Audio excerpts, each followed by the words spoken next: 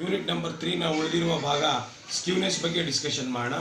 ಸ್ಕ್ಯೂನೆಸ್ನ theoretical part ನಾನು college reopen ಆದಮೇಲೆ ಎಲ್ಲ ಕ್ಲಾಸಸ್ಸಲ್ಲೇ ಎಕ್ಸ್ಪ್ಲನೇಷನ್ ಮಾಡಿಸ್ತೀನಿ.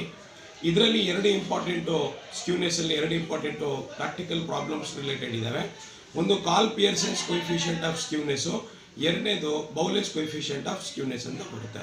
So Karl Pearson's coefficient of ಸ್ಕ್ಯೂನೆಸ್ನ ನಾವು ಕ್ಯಾಲ್ಕುಲೇಟ್ ಮಾಡ್ತಿರ್ಬೇಕಾದ್ರೆ ಫಸ್ಟ್ ಆಫ್ ಆಲು ನಮಗೆ ಅದರ ಫಾರ್ಮುಲಾ ಬೇಕಾಗುತ್ತೆ. ಸೊ ಆ ಕಾಲ್ ಪಿಯರ್ಸನ್ಸ್ ಆಫ್ ಕೊಯಿಫಿಷಿಯಂಟ್ನ ನಾವು ಜೆ ಅನ್ನೋ ವರ್ಡಿಂದ ಡಿನೋಟ್ ಮಾಡ್ತೀವಿ. ಕೆಲವರು ಜೆ ಅಂತಾರೆ, ಇನ್ನು ಕೆಲವರು ಎಸ್ ಕೆ ಬರೆದು ಪಿ ಅಂತ ಬರೀತಾರೆ, ಅಂದರೆ ಸ್ಕ್ಯೂನೆಸ್ ಆಫ್ ಕಾಲ್ ಪಿಯರ್ಸನ್ಸ್ ಅಂತ. ಸೊ ಹಂಗೂ ಬರೀತಾರೆ. ಇದರ ಫಾರ್ಮುಲಾ ಏನಂದರೆ J is equal to mean minus mode divided by standard deviation.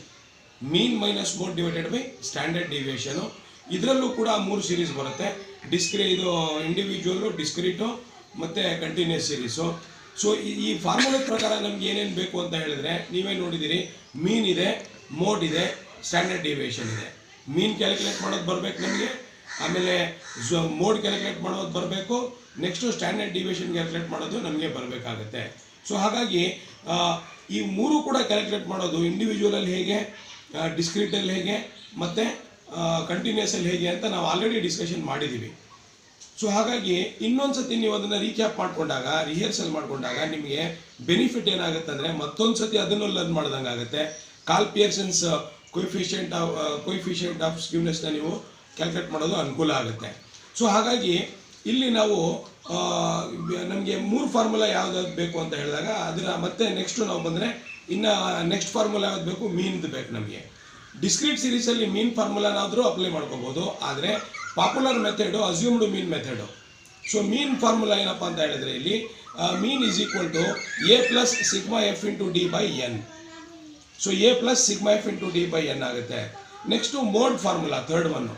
Mode ಅಂತ ಹೇಳಿದ್ರೆ ಬೈ ಇನ್ಸ್ಪೆಕ್ಷನ್ ಮೆಥಡು. ನಾವೇನು ಮಾಡ್ತೀವಿ, ಡಿಸ್ಕ್ರೀಟ್ ಸೀರೀಸಲ್ಲಿ ಫ್ರೀಕ್ವೆನ್ಸಿನಲ್ಲಿ ಹೈಯೆಸ್ಟ್ ಯಾವುದಿರುತ್ತೋ ಅದರ ಆಪೋಸಿಟ್ ಎಕ್ಸ್ ವೇರಿಯಬಲ್ ಏನಿರುತ್ತೆ ಅದನ್ನೇ ಮೋಡ್ ಅಂತ ಹೇಳ್ತೀವಿ. ಇದ್ಯಾವುದು ಬೈ ಇನ್ಸ್ಪೆಕ್ಷನ್ ಮೆಥಡಲ್ಲಿ. ಕಂಟಿನ್ಯೂಸ್ಗೆ ಬಂದಾಗ ಅದು ಫಾರ್ಮುಲಾ ಚೇಂಜ್ ಆಗುತ್ತೆ, ಅದು ನಾವು ನೆಕ್ಸ್ಟ್ ಮಾಡ್ತೀವಲ್ಲ ಆವಾಗ ನಾನು ಹೇಳ್ತೀನಿ. ಸೊ ಇದರಲ್ಲಿ ನಾವು ನೋಡಿದಾಗ ಇಂಡಿವಿಜುವಲ್ ಸೀರೀಸಲ್ಲಿ ನೋಡಿದಾಗ ಮೋಡ್ ಏನು, ಹೈಯೆಸ್ಟ್ ರಿಪೀಟೆಡ್ ಆಗಿ ಯಾವುದಿರುತ್ತೆ ಅದನ್ನೇ ಮೋಡ್ ಅಂತೀವಿ. ಯೂಶ್ವಲಿ ಅದರಲ್ಲಿ ಪ್ರಾಬ್ಲಮ್ ಕೊಡೋದಿಲ್ಲ. ಅದು ಕೂಡ ಬೇಕಾದರೆ ನೆಕ್ಸ್ಟ್ ನಾವು ಮಾಡೋಣ, ಏನು ಸಮಸ್ಯೆ ಏನಿಲ್ಲ. ಆಮೇಲೆ ನೆಕ್ಸ್ಟು ನಮಗೆ ಬೇಕಾಗಿರೋ ಫಾರ್ಮುಲಾ ಯಾವುದು, standard deviation. Standard deviation formula for discrete series ಏನು, whole root of sigma F into D divided by N minus ಬ್ರಾಕೆಟಲ್ಲಿ sigma F into D divided by N whole square ಅಂತ ನಾವು ಹೇಳ್ತೀವಿ. ಇದು ಆಲ್ರೆಡಿ ನಾವೆಲ್ಲನೂ ಕ್ಯಾಲ್ಕುಲೇಟ್ ಮಾಡಿದ್ದೀವಿ. ಆದರೂ ಕೂಡ ಫಸ್ಟು ನೀವು ಫಾರ್ಮುಲಾನ ನೋಡ್ಕೊಳ್ಳಿ, ಆಮೇಲೆ ನಾವು ಅಪ್ಲೈ ಮಾಡೋದು ಹೇಗೆ ಅಂತ ನೋಡ್ತಾ ಹೋಗೋಣ. ಒಂದು ಮಾತ್ರ ಇದರಲ್ಲಿ ಕನ್ಫರ್ಮು ಏನಂದರೆ, ಸ್ಟ್ಯಾಂಡರ್ಡ್ ಡಿವಿಯೇಷನ್ ಆಗಲಿ, ಕಾಲ್ ಪಿಯರ್ಸನ್ಸ್ ಆಫ್ ಕೊಯಿಫಿಷಿಯಂಟ್ ಆಗಲಿ, ನಾವು ಮೀನ್ ಮೆಥಡ್ ಯೂಸ್ ಮಾಡೋದು ಅಸ್ಯೂಮ್ಡ್ ಮೀನ್ ಮೆಥಡು. ನೀವು ಇದೇ ಮಾಡಬೇಕು, ಇದು ಪಾಪ್ಯುಲರ್ ಮೆಥಡ್, ಇದು ಅಸ್ಯೂಮ್ಡ್ ಮೀನ್ ಮೆಥಡು. ಬೇರೆದು ಯಾವುದು ಮಾಡೋಕ್ಕೆ ಹೋಗಬಾರ್ದು. ಸೊ ನೀವು ಬೇರೆದು ಕಲ್ತಿದ್ರೆ ಅದು ನೀವು ನೆಕ್ಸ್ಟ್ ಯೂನಿಟ್ ನಂಬರ್ 2ನಲ್ಲಿ ಬೆನಿಫಿಟ್ ಆಗುತ್ತೆ ನಿಮಗೆ, ಅದನ್ನು ಯೂಸ್ ಮಾಡ್ಕೋಬೋದು. ಸೊ ಹಾಗಾಗಿ ಇದರಲ್ಲಿ ಮಾತ್ರ ನೀವು ಅಸ್ಯೂಮ್ಡ್ ಮೀನ್ ಮೆಥಡೇ ಯೂಸ್ ಮಾಡ್ಕೋಬೇಕು. ಆಮೇಲೆ ಇಲ್ಲಿ ನೀವು ಫಾರ್ಮುಲಾದ ಡಿಮ್ಯಾಂಡ್ ಪ್ರಕಾರ ನಾವು ಏನೇನು ಹಾಕ್ಕೋಬೇಕು ಅಂದರೆ, ಒಂದೇ ಒಂದು ಸ್ಮಾರ್ಟ್ ಟೆಕ್ನಿಕ್ ನಿಮ್ಗೆ ಹೇಳೋದು ನಾನೇನಂದರೆ, ಸ್ಟ್ಯಾಂಡರ್ಡ್ ಡಿವಿಯೇಷನ್ಗೆ ನಾವು ಏನೆಲ್ಲ ಕಾಲಮ್ಗಳು ಹಾಕೋತಾ ಇದ್ವಿ ಅದೆಲ್ಲ ಕಾಲಮ್ಗಳು ನಾವು ಹಾಕ್ಕೋಬೇಕು. ದಿ ಬೆಸ್ಟ್ ಇದು. ಯಾಕಂದರೆ ಸ್ಟ್ಯಾಂಡರ್ಡ್ ಡಿವಿಯೇಷನ್ಗೆ ಏನೇನು ಬೇಕೆಲ್ಲ ನಾವು ಹಾಕ್ಕೊಂಡ್ರೆ ಆಲ್ಮೋಸ್ಟು ಮೀನ್ ಕ್ಯಾಲ್ಕುಲೇಟ್ ಮಾಡೋದಕ್ಕೂ ಸಿಗ್ಮಾ ಎಫ್ ಇಂಟು ಡಿ ಬೇಕಾಗುತ್ತೆ, ನಮಗೆ ಅಷ್ಟೇ ಸಾಕು. ಯಾಕಂದರೆ ಸ್ಟ್ಯಾಂಡರ್ಡ್ ಡಿವಿಯೇಷನ್ಗೆ ಆಲ್ರೆಡಿ ನಾವು ಅದೆಲ್ಲ ಹಾಕ್ಕೊಂಡಿರ್ತೀವಿ. ಹಾಗಾದರೆ ಯಾವ್ಯಾವ ಕಾಲಮ್ಸ್ ಬೇಕಾಗುತ್ತೆ ಇಲ್ಲಿ, ಒಂದು ಎಕ್ಸ್ ಕಾಲಮ್ ಅವರೇ ಕೊಟ್ಟಿರ್ತಾರೆ, ಫ್ರೀಕ್ವೆನ್ಸಿ ಕಾಲಮ್ ಅವರೇ ಕೊಟ್ಟಿರ್ತಾರೆ. ನೆಕ್ಸ್ಟ್ ನಾವೇನು ಮಾಡ್ಕೋಬೇಕು, ಡಿ ಕಾಲಮ್ ಹಾಕ್ಕೋಬೇಕು. ಒಂದು ಡಿ ಕಾಲಮ್ ಅಂತ ಹೇಳಿದ್ರೆ ಏನು, ಎಕ್ಸ್ ಮೈನಸ್ ಎ ಅಂದರೆ ಎಕ್ಸಿಂದ ಅಸ್ಯೂಮ್ಡ್ ಮೀನ್, ಎ ಅಂದರೆ ಅಸ್ಯೂಮ್ಡ್ ಮೀನು. ಎಕ್ಸಲ್ಲೇ ಅಸ್ಯೂಮ್ಡ್ ಮೀನ್ ನಾವು ಯಾವುದಾದ್ರೂ ಒಂದು ಆಯ್ಕೆ ಮಾಡಿಕೊಂಡು ಆ ಅಸ್ಯೂಮ್ಡ್ ಮೀನಿಂದ ನಾವು ಎಕ್ಸಲ್ಲಿ ಮೈನಸ್ ಮಾಡ್ತಾ ಹೋದರೆ ನಮಗೆ ಡಿ ಸಿಗುತ್ತೆ. ಆ ಡಿ ಏನು ಬಂದಿರುತ್ತೋ ಅದರಲ್ಲಿ ನಾವೇನು ಮಾಡ್ತೀವಿ, ಸ್ಕ್ವೇರ್ ಮಾಡ್ಕೋತೀವಿ. ಡಿನಲ್ಲಿ ಸ್ಕ್ವೇರ್ ಮಾಡ್ಕೋತೀವಿ, ಮೈನಸ್ಸು ಇಗ್ನೋರ್ ಮಾಡೋಂಗಿಲ್ಲ. ಇಲ್ಲಿ ಸ್ಕ್ವೇರ್ ಮಾಡ್ಕೊಂಡಾದ್ಮೇಲೆ ನಾವೇನು ಮಾಡ್ತೀವಿ, ಫ್ರೀಕ್ವೆನ್ಸಿಯಿಂದ ಡಿ ಸ್ಕ್ವೇರ್ ಏನು ನಮಗೆ ಕ್ಯಾಲ್ಕುಲೇಟ್ ಮಾಡಿರ್ತೀವಿ ಅದನ್ನು ಮಲ್ಟಿಪ್ಲೈ ಮಾಡ್ತೀವಿ.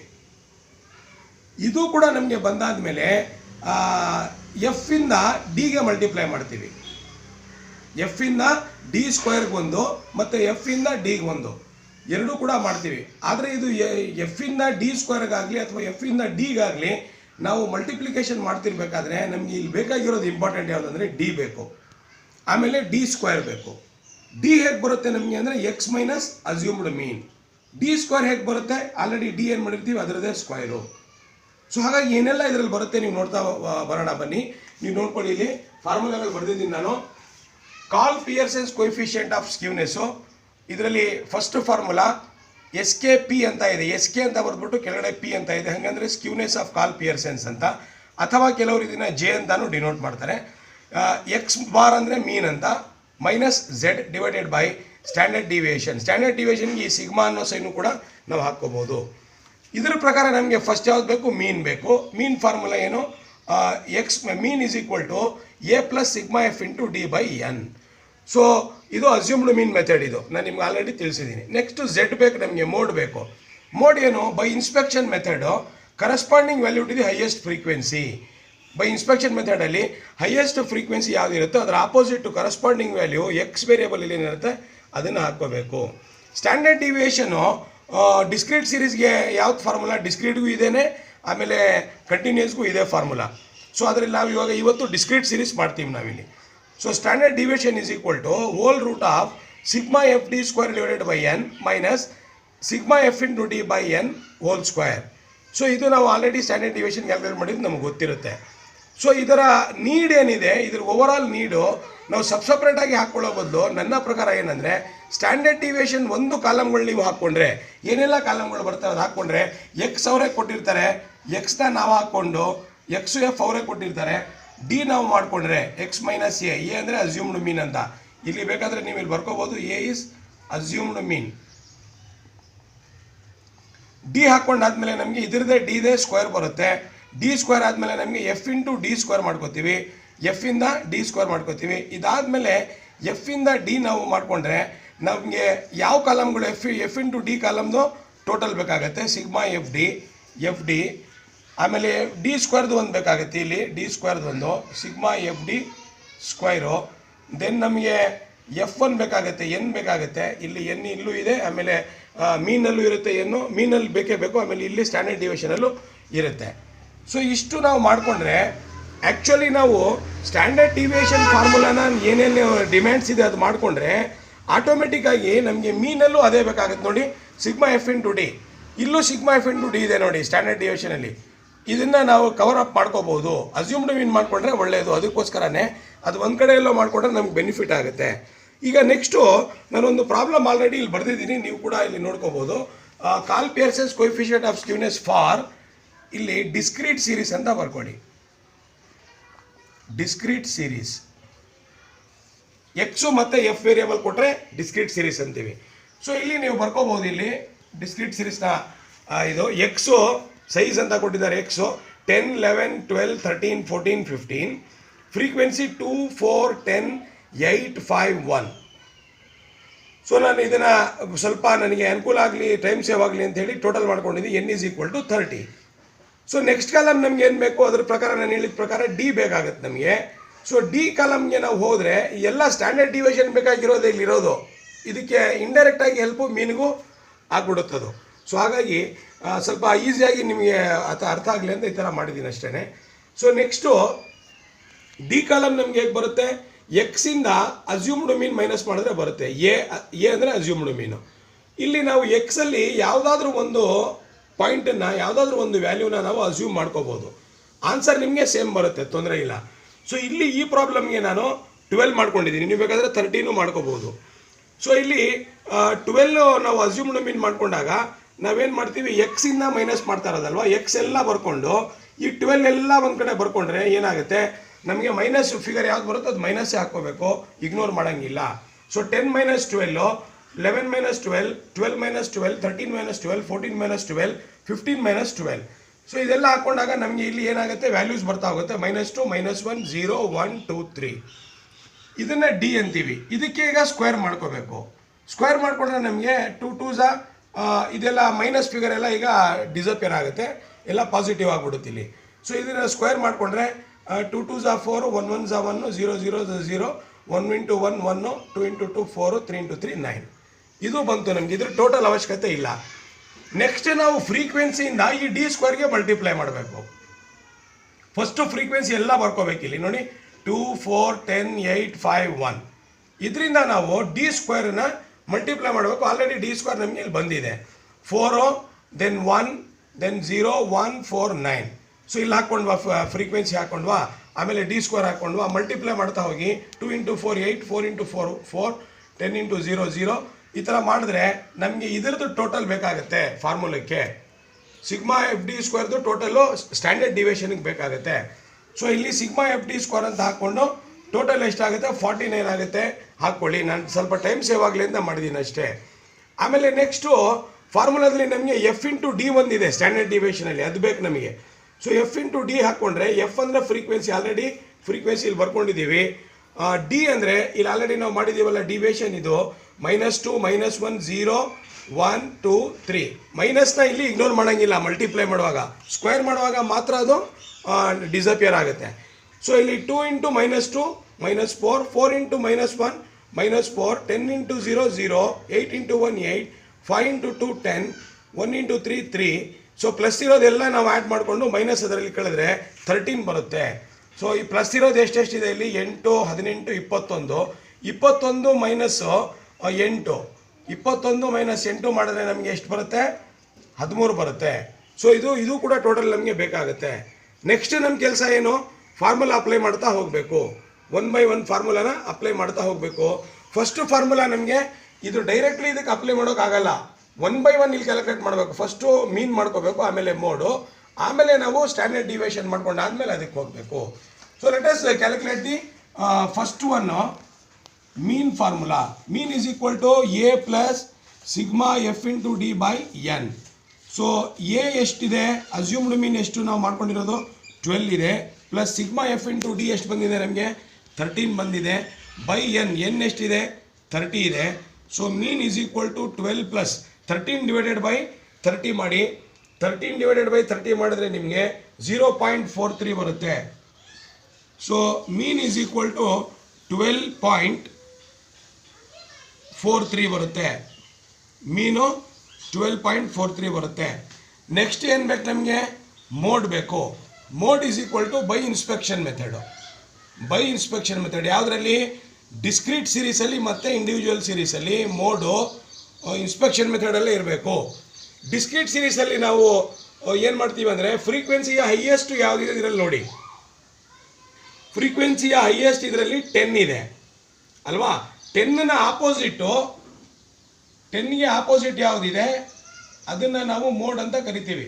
10ಗೆ ಆಪೋಸಿಟ್ ಎಕ್ಸ್ ವೇರಿಯಬಲ್ ಯಾವುದಿದೆ 12 ಇದೆ. So 12 is mode. By inspection method highest frequency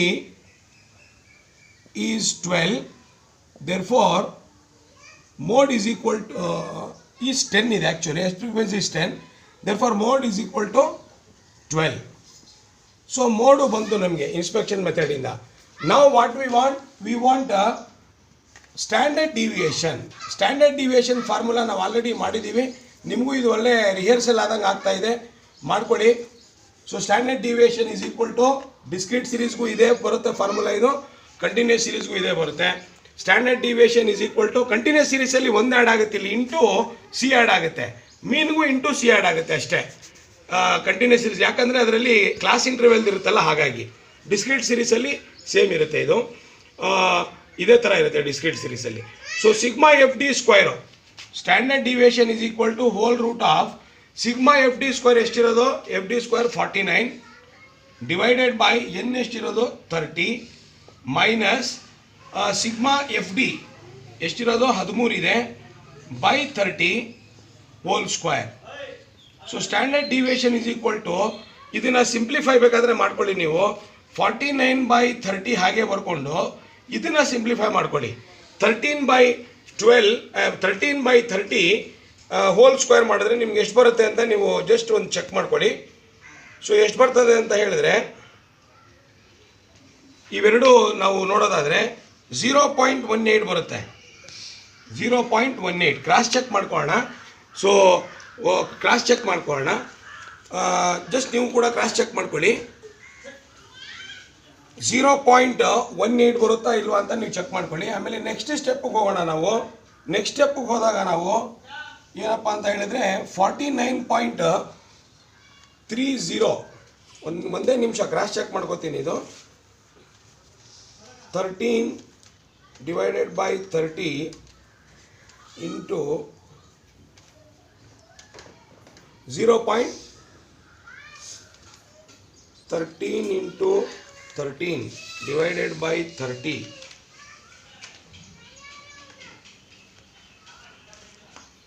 49 by 30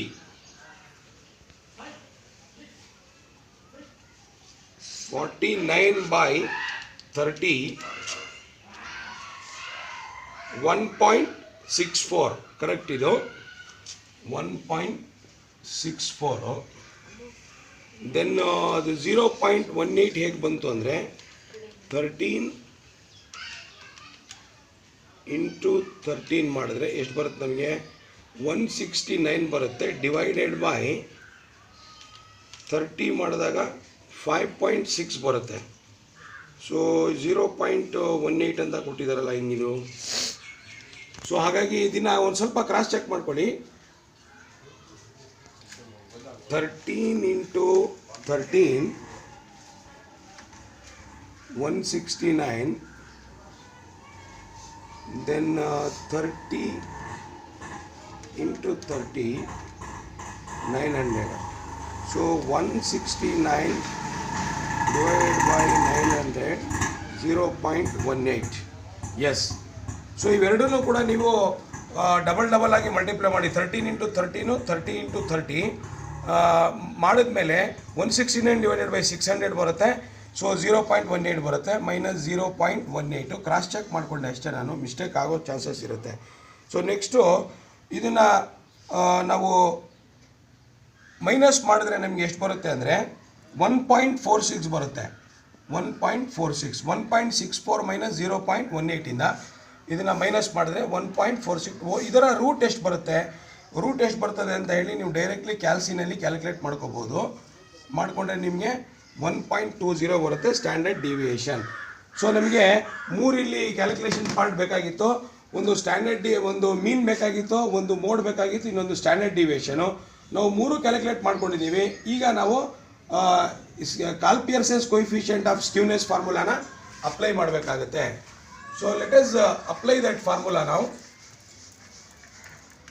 Directly we will get the answer. J is equal to mean is how much? 12.43 minus mode is 12 divided by standard deviation is 1.20. So J is equal to, ನೀವು ಕೂಡ ಒಂದು ಸ್ವಲ್ಪ cross check ಮಾಡಿ.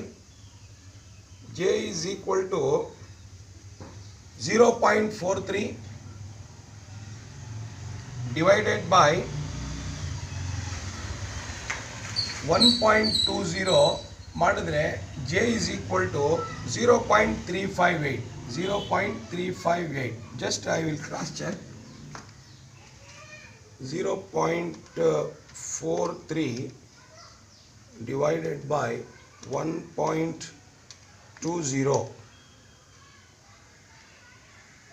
0.43.